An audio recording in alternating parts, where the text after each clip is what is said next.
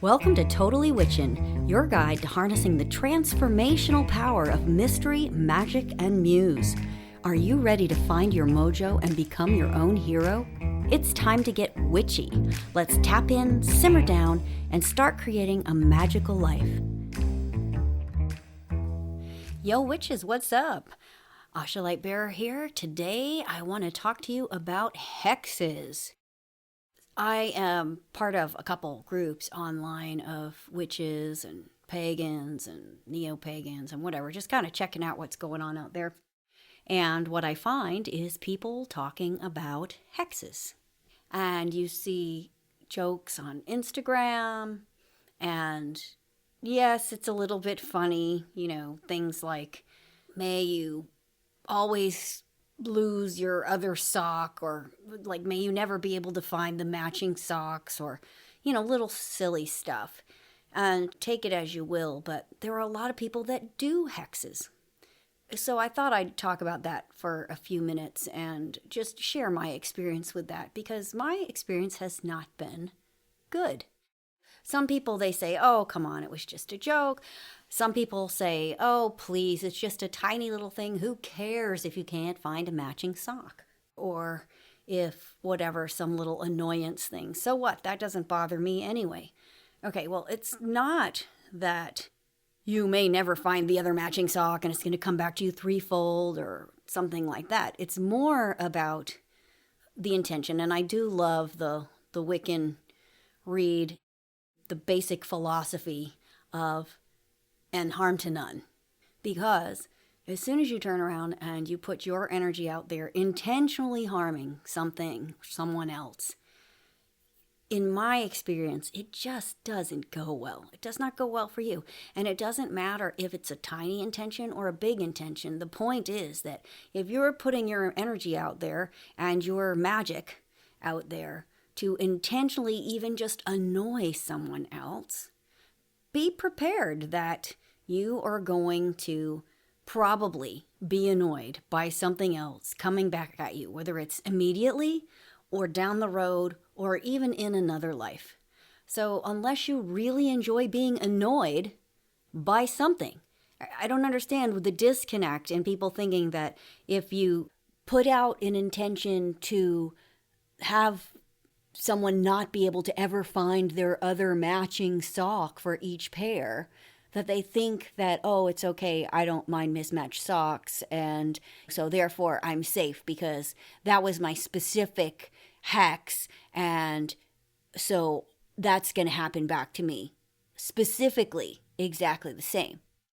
But the point is not that, so what, I don't care about matching socks. The point is that your intention is to annoy somebody else.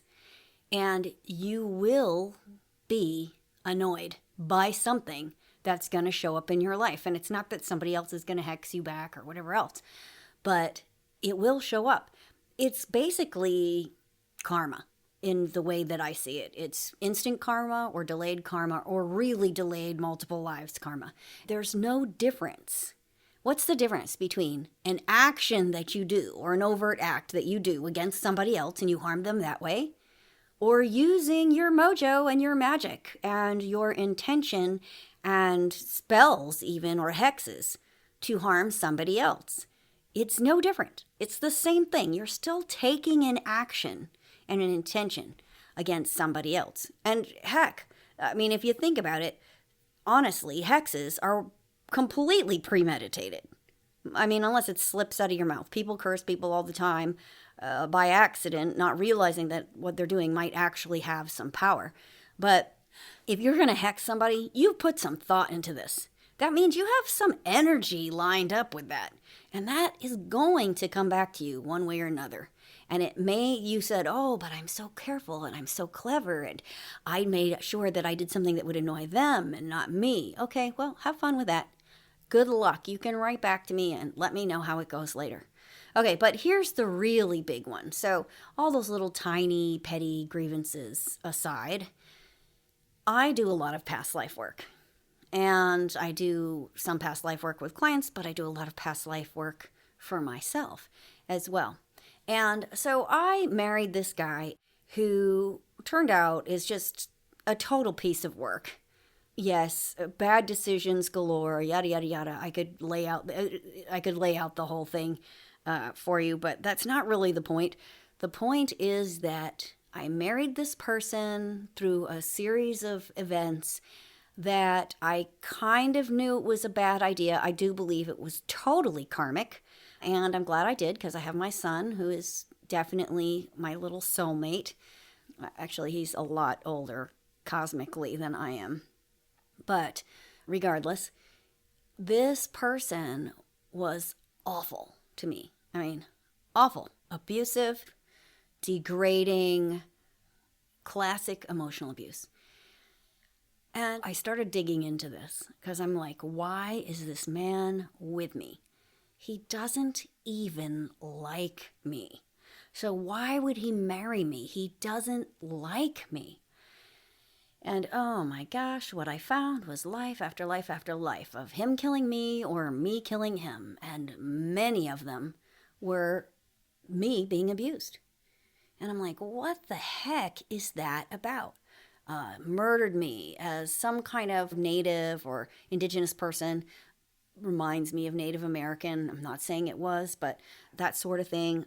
I saw myself be murdered and floated off down the river so that nobody would find me. In another life, I saw myself get murdered while watching this person abuse my daughter in some other homestead situation again. And then I've seen myself in another life. I ended up married to him. He was rich, think something like plantation style, and would beat the hell out of me and rape me and, kept me in this room. And it was just a total freaking nightmare. And I've seen it over and over and over. So what's the theme? Trauma, trauma, trauma, trauma, trauma, trauma around relationships, quote unquote, love relationships. And I'm with this guy who doesn't even like me. So right there, I've just told you about like 4 different lives that I've seen trapped with this man in terrible ways. And there were things that happened in this life that were traumatic and abusive and just awful. So they're not like little petty things. These are pretty significant. I go back one more time further, and what do I find? Bing, bing, bing, bing, bing, bing. One of my soul family members, who I've incarnated with over and over and over, was in love with him in another life, and I was pissed that I was always second, and she was always first, and she was always this, and she was always that. And so I cursed him, or I hexed him, or whatever you want to call it, so that their relationship would not happen, that they could not be together. So basically, in that life, I intentionally stole her true love and made him like me instead. Intentionally, just to screw with her, not because I actually liked him, not because I was compatible with him in any way. And what did I get for it? Many, many, many lives of abuse, beatings, rape, emotional abuse, verbal abuse, death, harming my children, harming me. Again, even in this life, harming my child. It's just awful. So this life was my life to get away from this man without killing him or him killing me. Because the only way to break the cycle and break the karma, break the curse, the hex, the spell, was to recognize what I'd done, rescind the curse, undo it intentionally, cosmically, with my magic, and then to get away from him in a healthy way, because I learned to value myself and that I deserved more and I needed to protect my son, and I got away without anybody getting hurt or dead. Because there were even other more that I've seen more and more where, again, death and tragedy. My son ends up the same son is in this life, in another life, ends up dead because of this man, because I was trying to escape abuse and left my son there with him. I mean, it goes on and on. You can see it. This is just a big toilet spiral. So the reason why I'm sharing this with you is because we think that, oh, so what? We're going to do this. We're going to, this little thing. Well, putting your intention and premeditated thought, this isn't even a passionate, out of your mind moment. When you're hexing somebody or you're cursing somebody or you're making spells to screw up somebody else's free will and their desires and their lives, whether you believe or not that you can impact them, I can tell you for sure, it definitely impacts you. And I spent many, many years and a lot of money and pain trying to get away from this person in this life after all of those others. And even if you don't see yourself paying karma, quote unquote, I don't really like that phrase, but you still are putting yourself in this vindictive, retaliatory energy. In the moment, those feelings seem pretty powerful, but in hindsight, it really is just keeping your energy at the lower end of the scale of emotions, and it keeps you stuck in that negative, aggressive posture, which in my experience, while it seemed powerful, it caused me more grief and more upset and more frustration and more anger, which are all emotions that I really don't want to have, at least not today. I realized that that was a suckhole on my life. And if I can change that around and take the high road, I end up being much more peaceful, much more happy, much more joyful. And it's not because I'm losing my power by giving up that vindictive and retaliatory stance. So that's what I wanted to talk to you about today. If you are a witch or you're witchy and you have personal mojo and you're aware of it in any level, take it seriously. Know that it's real, it's powerful, it's important, and you can use it to claim your power and claim your life and build a life that you love and that you want to experience, which is the completely opposite energy of hexing and annoying people or intentionally harming them in any way.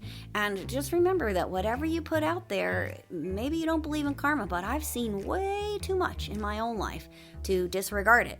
So I do believe in it, and that would be my word of advice for the day, is to pay attention, always be on the high road, do the right thing. It will come back around for you in this life or another life, and you will be the better for it. Do not learn the lessons that I learned the same hard way that I learned them. So that's it. Nice short episode for you this week.